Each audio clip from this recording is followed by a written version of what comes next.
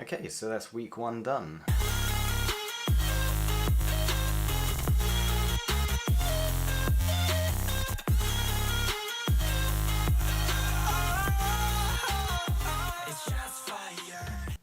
It was a bit of a mixed week. So when I first started, it was actually kind of scary in a sense.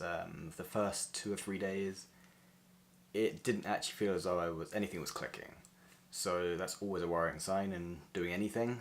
But by about day four, it wasn't so bad. Like, things started to fall into place. I started noticing a bit more patterns. Actually, I started remembering things. I think that was the key, really. But that's what happens with consistency.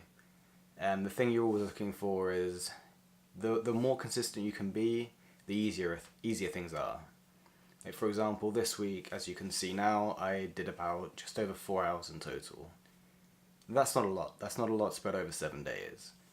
But the fact that I did it every day had a lot more impact on my active recall and memory rather than doing it, say, 1 hour for 2 of those days. Oh, sorry, 4 hours for 4 of those days as opposed to splitting it up. It works out just over half an hour each day, and that's enough. Like, ideally I want to be doing more.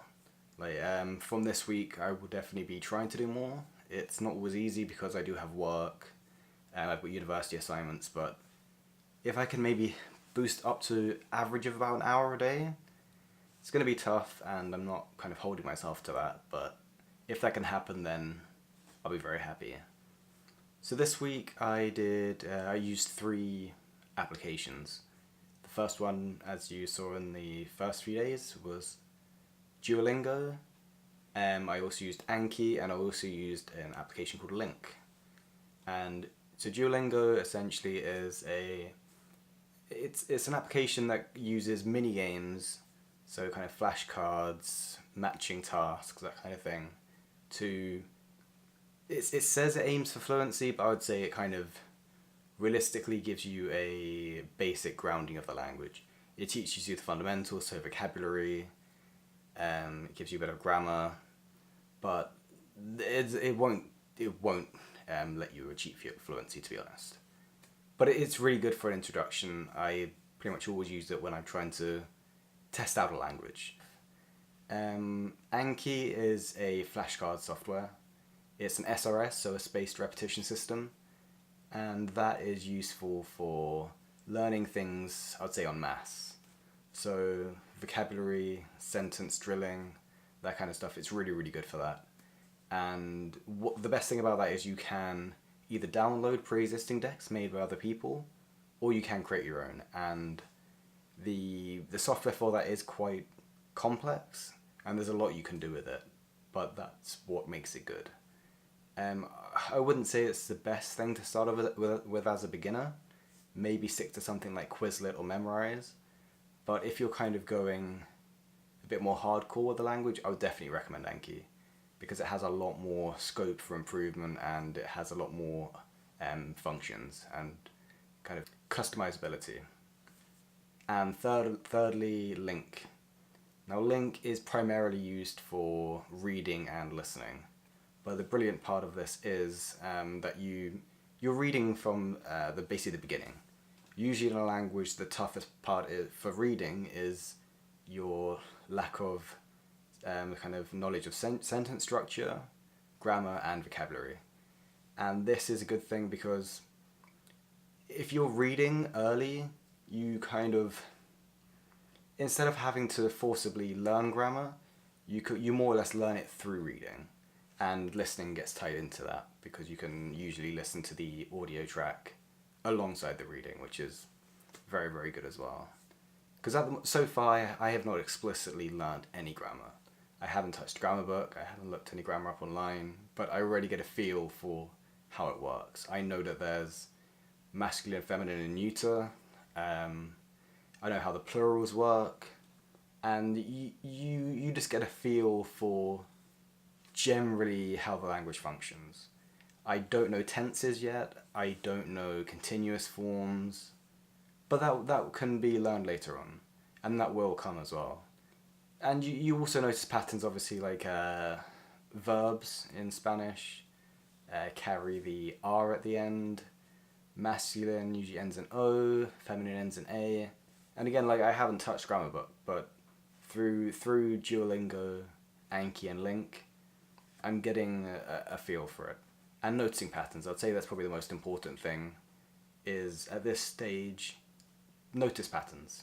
Either keep a mental note of it, because that's what I do. I'm not really much of a note taker, but if you like taking notes, I'd definitely recommend having a notebook, writing things down, and it's more for your own benefit. There's no point noticing something and understanding it, but later on not being able to reproduce it, or you just flat out forget it. You can kind of get to, say, my stage, end of week 1, and be able to think to yourself, okay, what have I learned? What have I achieved? Because that will definitely boost your motivation. The hardest part is, like for me now, I've spent a week every day for the year so far, and I can't speak the language.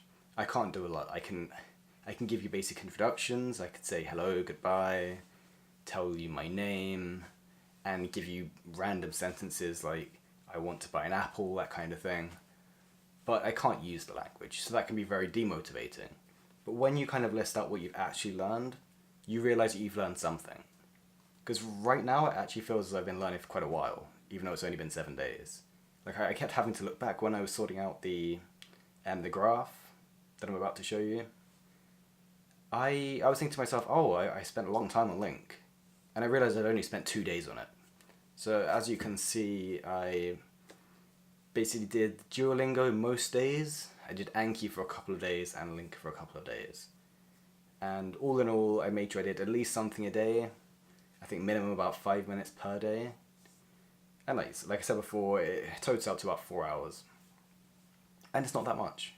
But when you look at some of the daily breakdowns, some of it was as little as 5 minutes, and some of it was up to an hour. Some days I have work, some days I'm super busy, some days I'm completely free, so I can spend a bit longer. But there's always time. The hard part, I know myself, is sticking to it.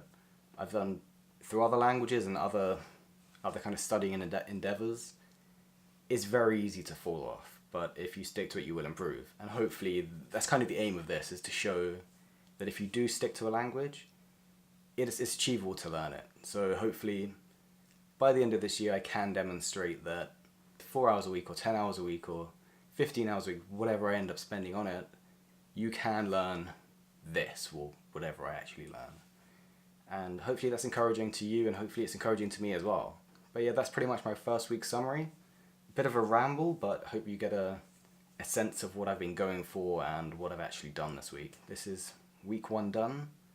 Look forward to next week, and hopefully I can sort out a bit more of a format, because there's no set format for this so far.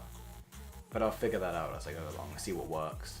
Hopefully if I get some feedback from you guys, you can tell me what you liked, what you didn't like, and hopefully improve the format, make it a bit more enjoyable to watch. But yeah, just need to keep going with it, and let's see what week 2 brings. Catch you later. It's just fired.